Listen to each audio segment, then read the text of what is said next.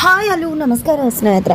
ಇಲ್ಲಿ ಭಾರ್ಗವಿ ಕೋರ್ಟ್ ಒಳಗಡೆ entry ಕೊಟ್ಟಿದ್ದಾಯ್ತಾ G P Patil ಸೋಲಿಸ್ಬಿಟ್ಲ, ಏನಾಯ್ತು ಏನ್ ಕತೆ ತಿಳ್ಕೊಬೇಕು ಅಂದ್ರೆ ಈ ಒಂದು ವಿಡಿಯೋವನ್ನ ಪೂರ್ತಿಯಾಗಿ ನೋಡಿ.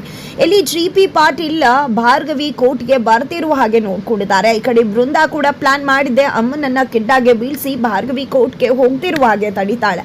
ಇಲ್ಲಿ ಭಾರ್ಗವಿ ಕೂಡ ಕೋರ್ಟ್ ಹೊರಗಡೆನೆ ನಿಂತ್ಕೊಂಡಿದ್ದೆ, ಸಂಧ್ಯಾಗೆ ನ್ಯಾಯ ಕೊಡ್ಸೋಕ್ ಆಗಿಲ್ವಲ್ಲ ಅಂತ ಚುಡಪಡಿಸ್ತಾ ಇದ್ರೆ ಅಲ್ಲಿ ಜಿ ಪಿ ಪಾಟೀಲ್ ಭಾರ್ಗವಿ ಬರ್ದೇ ಇರುವುದನ್ನ ಯೂಸ್ ಮಾಡ್ಕೊಂಡಿದ್ದೆ ವಿಕ್ಕಿ, ಇನ್ನೋಸೆಂಟ್ ಇವರೆಲ್ಲರೂ ಕೂಡ ಸೇರಿಕೊಂಡು ಶಕ್ತಿ ಪ್ರಸಾದ್ ಮಗ ಅನ್ನೋ ಕಾರಣಕ್ಕೆ ಈ ರೀತಿ ಷಡ್ಯಂತ್ರ ರೂಪಿಸಿದ್ದಾರೆ ಅಂತ ಜಾರ್ಜ್ ಮುಂದೆ ಹೇಳ್ತಾರೆ. ಈ ಕಡೆ ಜಾರ್ಜ್ ಕೂಡ ಭಾರ್ಗವಿ ವಿರುದ್ಧ ಶೋಕಾಸ್ ನೋಟಿಸ್ ಅನ್ನ ಹೊರಡಿಸ್ತಾರೆ. ಫೈನಲಿ ಕೋರ್ಟಿನ ಸಮಯ ಮುಕ್ತಾಯವಾಗುತ್ತೆ.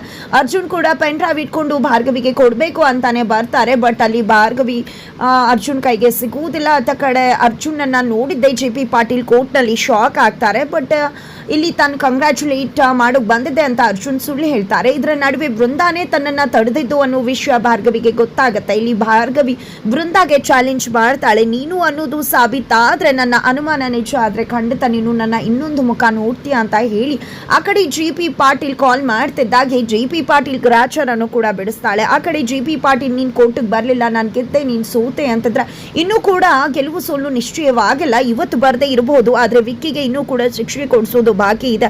ಖಂಡಿತ ಶಿಕ್ಷೆ ಕೊಡಿಸ್ತೀನಿ. ಯಾವುದೇ ಕಾರಣಕ್ಕೂ ಈ ಸೋಲೋಳಲ್ಲ, ಖಂಡಿತವಾಗ್ಲೂ ಈ ಭಾರ್ಗವಿ ಗೆಲ್ತಾಳೆ. ವಿಕ್ಕಿಗೆ ಶಿಕ್ಷೆ ಕೊಡಿಸ್ತಾಳೆ.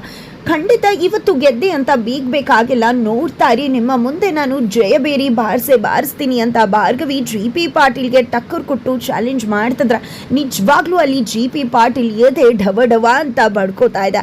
ಹಾಗಿದ್ರೆ ಅರ್ಜುನ್ ಕೈಲಿರೋ ಪೆನ್ ಡ್ರೈವ್ ಭಾರ್ಗವಿ ಕೈಗೆ ಸೇರಿದ್ದೆ. ಜಿ ಪಿ ಪಾಟೀಲ್ ವಿರುದ್ಧವಾಗಿ ಈ ಕಡೆ ಸಾಕ್ಷಿಯನ್ನ ಸಾಬೀತುಪಡಿಸ್ತಾಳೆ ಭಾರ್ಗವಿ. ಏನಾಗತ್ತೆ ಮುಂದಿನ